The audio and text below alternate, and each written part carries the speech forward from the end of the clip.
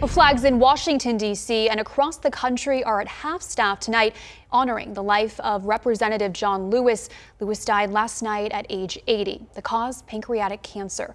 The news drawing in praise from every living U.S. president and heads of state.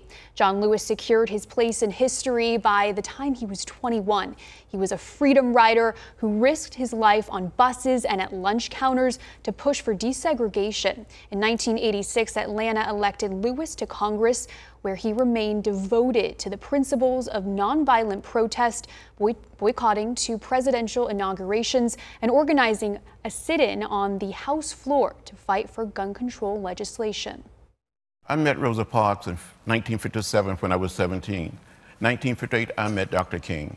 And these two individuals inspired me to get in trouble.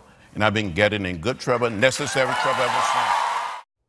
He fought for voting rights until the end and was a driving force behind the African American History Museum, which now sits on the National Mall. Later on in our show tonight, we'll hear from leaders who are now trying to determine how to best bid farewell to the man many call the conscience of Congress. While I am saddened by his passing, I am celebrating his life and his work.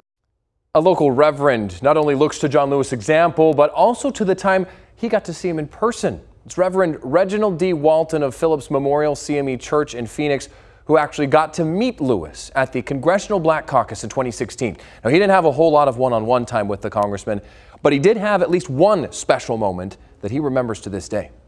One thing that stands out is he always made everybody feel like they were somebody. And in our brief interaction, he looked me dead in the eye and told me, keep fighting for justice. And so I am in mourning, as the nation should be, for an icon of his caliber. Imagine getting a moment like that. He says he's grateful John Lewis was never afraid to do what's right, even though that's not always the easy thing to do.